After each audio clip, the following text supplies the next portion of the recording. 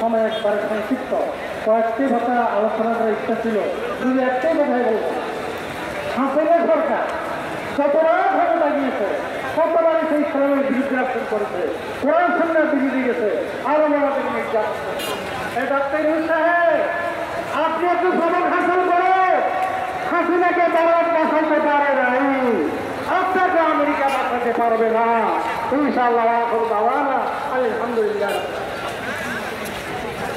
সংগ্রামী তাওহীদের জনতা এ পর্যায়ে বক্তব্য রাখবেন হেফাজতে ইসলাম বাংলাদেশের কেন্দ্রীয় নায়েবে আমির ঐতিহ্যবাহী জামিয়া নূরুন্নিসা ব্রাহ্মণবাড়িয়ার মহাপরিচালক বশির আলমগীর হযরত মাওলানা মুফতি মুবারাকুল্লাহ।